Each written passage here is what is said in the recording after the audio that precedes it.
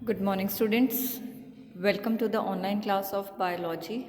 And today we will start with the topic mitochondria.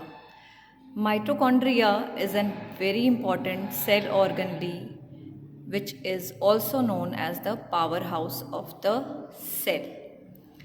तो बेटा जब हम माइटोकॉन्ड्रिया की बात करते हैं हमने इसे पावर हाउस क्यों बोला है? पावर हाउस का मतलब ये हमारी सेल को एनर्जी की रिक्वायरमेंट को पूरा करता है। जब भी हमारी सेल को कोई वर्क करना होता है, ठीक है ना, किसी भी तरह की कोई बायोसिंथेसिस करनी होती है या कोई भी ब्रेक डाउन करना होता है, तो उन सभी के लिए बेटा एनर्जी रिक्वायर्ड होती है और ये एनर्जी रिक्वायर्ड होती है in the form of ATP, adenosine triphosphate. इस एडिनोसिन ट्राइफॉस्फेट की फॉर्मेशन के लिए बेटा, इसकी सिंथेसिस के लिए जो एंजाइम्स प्रेजेंट होते हैं वो होते हैं माइटोकॉन्ड्रिया के अंदर। ठीक है, so let us first study the structure of mitochondria. So this is the structure of mitochondria. बेटा ये सॉसेज शेप का होता है and remember again a very important organelle, तो इसके पास डबल मेम्ब्रेन प्रेजेंट होती है। ठीक है, बाहर वाली मेम्ब्रेन को हम आउटर मेम्ब्रेन कहते हैं और अंदर वाली मेम्ब्रेन को हम इनर मेम्ब्रेन कहते हैं। अब यहाँ पर एक इंटरेस्टिंग फैक्ट है कि जो इनर मेम्ब्रेन होती है माइटोकॉन्ड्रिया में वो फोल्डेड होती है इनवर्ड। आप देख रहे हैं इस तरीके से बेटा, ये जो मेम्ब्रेन है अंदर की तरफ ही फोल्डेड होती है। अब इस स्ट्रक्चर को, जो ये स्ट्रक्चर फोल्डिंग से फॉर्म हुआ है, इसको हम कहते हैं क्रिस्टे। क्या कहते हैं? क्रिस्टे। ठीक है, अब ये जो क्रिस्टे फॉर्म हुए हैं या जो इनर मेम्ब्रेन आपकी फोल्ड हुई है बेटा माइटोकॉन्ड्रिया में, ये किस वजह से हुई है? What is the reason behind it? ये क्वेश्चन पूछा जाता है। To increase the surface area for ATP सिंथेसिस। ठीक है ना, ताकि ATP की सिंथेसिस के लिए ज़्यादा सरफेस एरिया प्रोवाइड किया जा सके, इसलिए इनर मेम्ब्रेन बेटा अंदर की तरफ फोल्डेड होती है और जो स्ट्रक्चर फॉर्म करती है बेटा उसको हम कहते हैं क्रिस्टे। ठीक है, इनर मेम्ब्रेन के अंदर की तरफ बेटा ये जो आपको ब्लैक शेडिंग में दिख रहा है, दिस इज द मैट्रिक्स। ये क्या होता है? Matrix. Matrix is similar to the cytoplasm. जैसे सेल के अंदर साइटोप्लाज्म प्रेजेंट है वैसे ही माइटोकॉन्ड्रिया के अंदर मैट्रिक्स प्रेजेंट होता है। इसमें सभी एंजाइम्स प्रेजेंट होते हैं बेटा डिफरेंट बायोसिंथेसिस के लिए। अब इसी मैट्रिक्स के अंदर बेटा जो हमारा माइटोकॉन्ड्रिया है उसके पास खुद का राइबोसोम्स, RNA और DNA प्रेजेंट होता है और इसकी प्रेजेंस की वजह से ही हम माइटोकॉन्ड्रिया को सेमी ऑटोनॉमस कहते हैं। तो हमारा माइटोकॉन्ड्रिया जो है वो सेमी ऑटोनॉमस होता है due to the presence of DNA, RNA and ribosomes. ठीक है, and due to this only mitochondria is able to make their own proteins and enzymes. Some of their own proteins and enzymes वो खुद ही बना लेता है।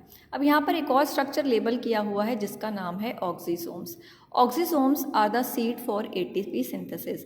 Inner membrane के ऊपर बेटा इस तरीके से स्ट्रक्चर प्रेजेंट होते हैं। अगर मैं इसका स्ट्रक्चर आपको बताऊं तो ये स्ट्रक्चर बेटा रैकेट शेप का होता है। इस तरीके से रैकेट शेप का होता है और इसको हम F0, F1 पार्टिकल भी बोलते हैं। ठीक है, जो ऊपर वाला पार्ट है बेटा that is the F1 particle, नीचे वाला जो पार्ट है वो F0 पार्टिकल होता है और इसको हम स्टॉक कहते हैं। ठीक है ना, F0 पार्टिकल बेटा जो आपके इनर मेम्ब्रेन है उसके अंदर एम्बेडेड होता है, धंसा हुआ होता है। स्टॉक जो है इस F1 पार्टिकल को सपोर्ट प्रोवाइड करता है और जो ये F1 पार्टिकल है बेटा यहीं पर बेसिकली ATP की सिंथेसिस होती है। तो अगर क्वेश्चन पूछा जाए सेल के अंदर ATP सिंथेसिस कहाँ होती है, so your answer will be mitochondria.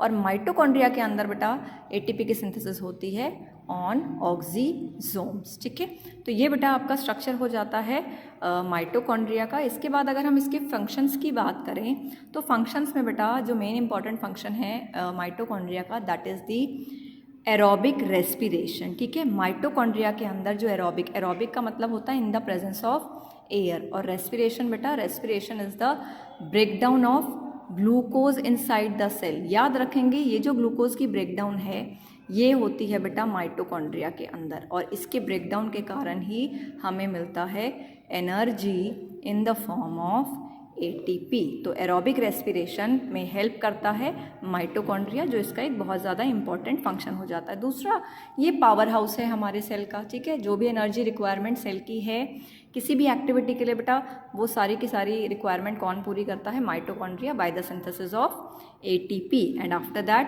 few biogenesis also. Mitochondria take part in the synthesis of fatty acids and some amino acids. ठीक है ना, इसके पास इस तरीके के एंजाइम्स प्रेजेंट होते हैं इसके मैट्रिक्स में, जिससे ये ATP की तो सिंथेसिस करता ही है, उसके साथ साथ बेटा कुछ बायोसिंथेसिस भी करता है, कुछ फैटी एसिड्स या कुछ अमाइनो एसिड्स भी ये बनाता है। ठीक है ना, so again very important cell organelle. आपने इसके क्वेश्चंस जो मैं असाइनमेंट में आपको प्रोवाइड करूँगी, you have to practise them and write them in the fair notebook and draw this structure of mitochondria in fair notebook only. Okay बेटा, thank you so much.